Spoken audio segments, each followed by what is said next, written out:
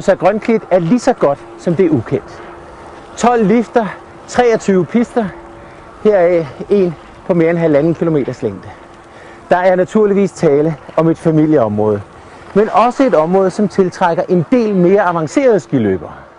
Om på den anden side der har de en piste, hvor det svenske speedskilandshold holder til.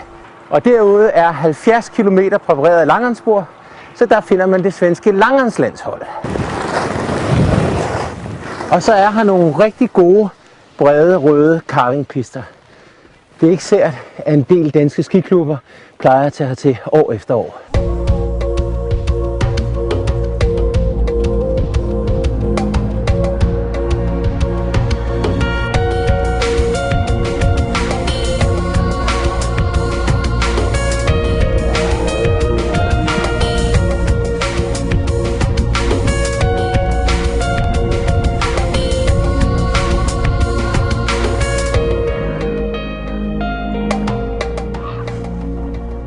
Bare 70 meter fra børnebakken, der ligger denne her dyrepark. De har 15 brune bjørne, 2 kæmpestore russiske bjørne, 10 ulve, 2 losser, måske 4 hvis de får unger, og så 6 sibirske tigre.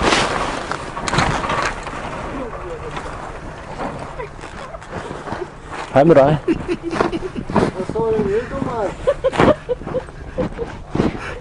Indrømmet. Det kan godt give et gib i en, når Norbert lige pludselig rejser sig på bagbenene. Men det er ingenting i forhold til, når den russiske Kamchatka-bjørn, Peter her, stiller sig op.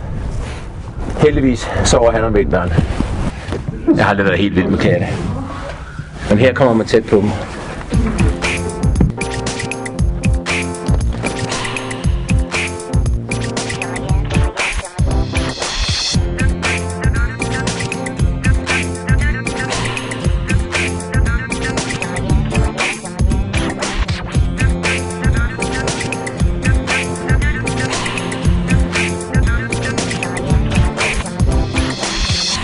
Det er ikke kun i dyreparken, at der er vilde dyr.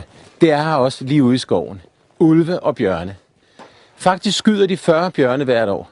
Og har du aldrig smagt bjørn, så kan du gøre det herinde i restauranten. Der er alle de lokale specialiteter. Elge, rener og bjørne.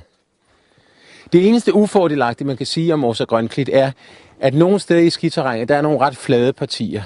Så er du snowboarder, eller er du forældre til nogle små børn, der skal skubbes, så kan man indimellem blive en lille smule træt af det.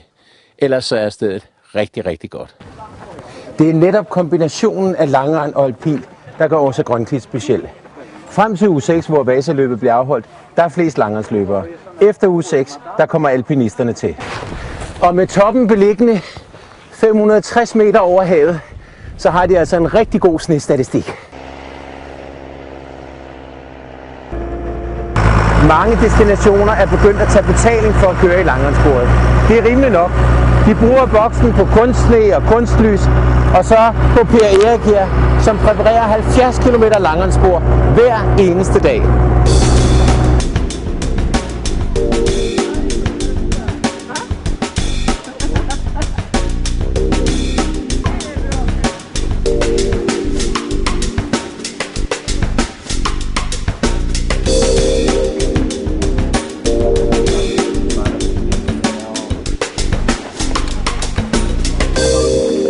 Afterski, promenadestrøg og natteliv.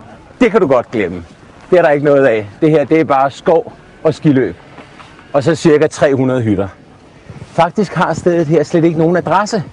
Du kan ikke taste ind i navigatoren. Du skal køre til Årsa, 13 km herfra, og så bare følge skiltene ind i skoven. Og når du skal hjem, så er det bare den anden vej. Det skal vi ikke. Vi skal ud og stå på ski igen.